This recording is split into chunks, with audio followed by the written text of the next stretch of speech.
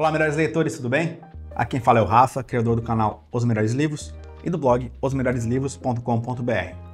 Hoje vamos falar sobre um dos elementos mais importantes da obra de Tolkien, Os Anéis do Poder. Desde Hobbit até Senhor dos Anéis, Os Anéis do Poder foram um elemento crucial na história criada pelo autor britânico. Com a criação aí da série do Prime Video, muitas pessoas que conhecem a obra do Senhor dos Anéis apenas por cima ficaram com muitas dúvidas sobre o momento em que aparecem esses artefatos durante a obra de Tolkien. Fique ligado nesse vídeo para a gente compreender tudo sobre os Anéis do Poder e assim entender mais também sobre a série do Prime Video.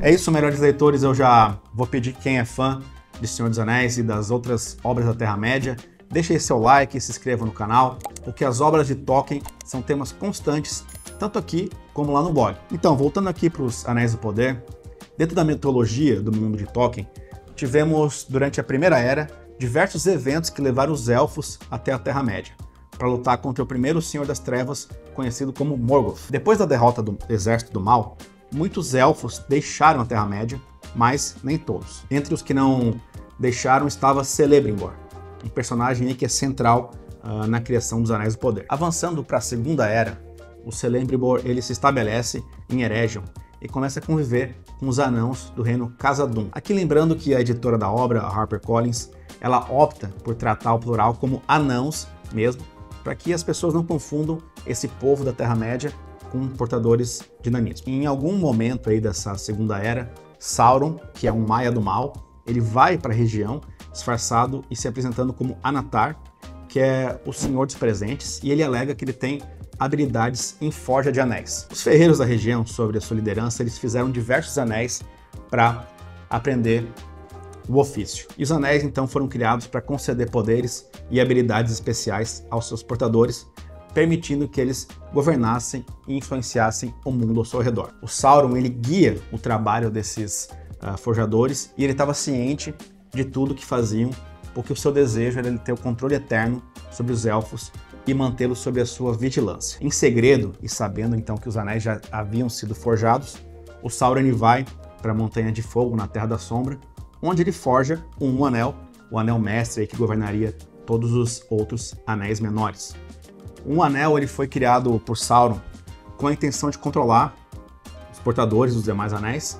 Ele deposita boa parte do poder que ele tem no anel e assim ele se tornaria capaz de controlar e escravizar todos os que estavam usando os outros anéis do poder. Isso a gente aprende já na Sociedade do Anel, quando Gandalf recita essa história para o Frodo Bolseiro, que é mais ou menos assim: 3 anéis para os reis elfos sobre este céu, 7 para os senhores anãos em seus rochosos corredores, 9 para os homens mortais fadados ao eterno sono, 1 para o Senhor do Escuro em seu escuro trono, na terra de Mordor, onde as sombras se deitam. 1 anel para todos governar, 1 anel para encontrá-los, 1 anel para todos trazer e na escuridão aprisioná-los, na terra de Mordor, onde as sombras se deitam. De acordo com Silmarillion, o Sauron ele desejava ser o mestre de todos os anéis e de tudo que os elfos tinham criado. Assim que Sauron pôs um anel em seu dedo, os elfos perceberam que ele desejava ser o mestre deles e de tudo que eles tinham criado. Então, com medo, eles tiram o anel e escondem os seus anéis. Só que isso desperta aí uma ira pro Sauron, que começa a caçá-los. E aí, na sua fuga, eles conseguem salvar só 3, que são Narya, Nenya e Vilya, também conhecidos como os Anéis de Fogo, de Água e de Ar. E estes 3 anéis eram os mais poderosos. Assim, se você acompanhou, são 20 Anéis do Poder. Sauron reúne os outros anéis e distribui entre os outros povos da Terra-média. 7 foram dados aos anãos e eles acabaram aumentando a ambição e a cobiça desses seres. Isso levou os anãos a várias guerras e batalhas entre si, e eles lutavam pelas posses e tesouros que haviam conquistados, e por fim, 9 anéis foram dados aos homens que acabaram sendo os mais corrompidos por Sauron. Estes homens, depois da sua sede de poder, se tornaram Nazgûl, que eram servos leais de Sauron e foram responsáveis por espalhar o medo por toda a Terra-média. Aqui, em Silmarillion, a gente pode ver um pouco dessa criação narrada a partir da página 376 e eu vou ler um pouquinho para vocês. Foi em Eregion que os conselhos de Sauron foram recebidos com mais contentamento, pois naquela terra os Noldor desejavam sempre aumentar o engenho e a sutileza de suas obras. Ademais, não estavam em paz em seus corações, já que tinham recusado o retorno ao oeste e desejavam tanto ficar na Terra-média, a qual de fato amavam, por quanto gozar da aventura daqueles que tinham partido. Portanto, deram ouvidos a Sauron e aprenderam dele muitas coisas, pois seu conhecimento era grande. Naqueles dias, os artífices Jost e Endil ultrapassaram tudo o que tinham criado antes, e planejaram e fizeram os Anéis do Poder. Mas Sauron guiava o labor deles e estava ciente de tudo o que faziam, pois o seu desejo era lançar um laço sobre os elfos e mantê-los sob sua vigilância.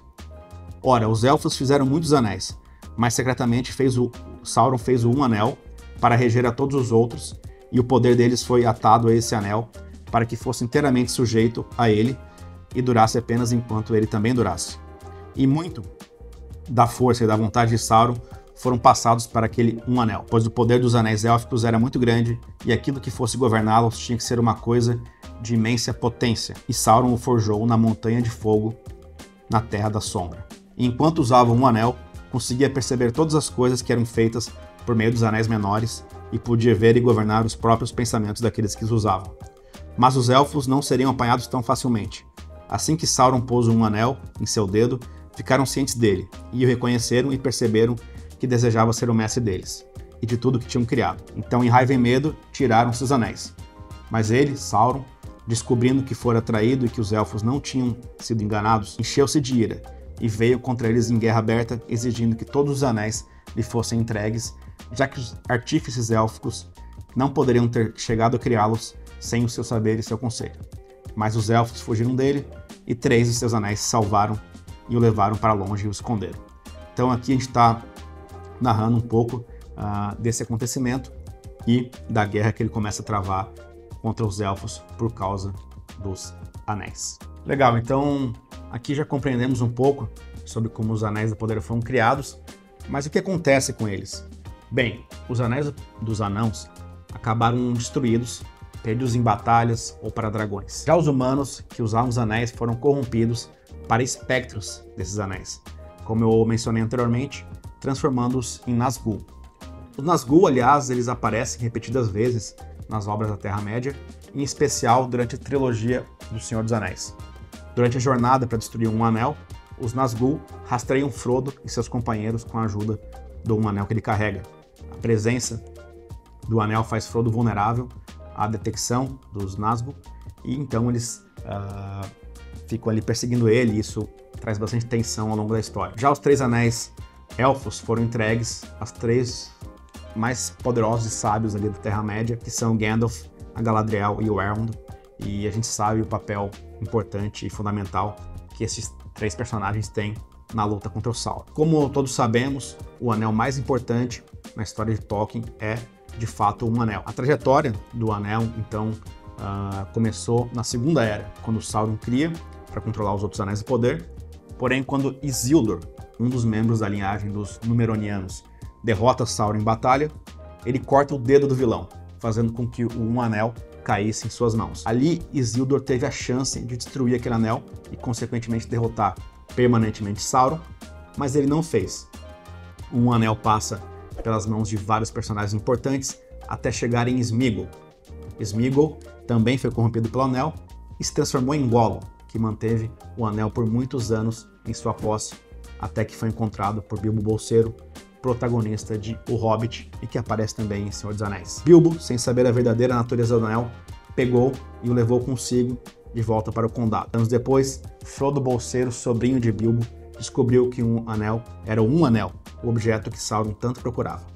Com a ajuda de outros personagens, como Gandalf, Sam, Aragorn e Legolas, o Frodo embarca numa jornada perigosa para destruir esse um anel, o que se torna cada vez mais difícil conforme a influência do um anel sobre Frodo aumenta. Aí finalmente na Montanha da Perdição, Frodo consegue, com a ajuda de Sam, destruir um anel, derrotando definitivamente Sauron e acabando com a sua ameaça sobre a Terra-média.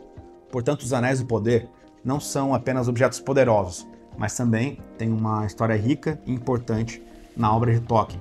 Eles representam a corrupção e a ambição, mas também a força e a perseverança dos personagens que tentam resistir ao seu poder.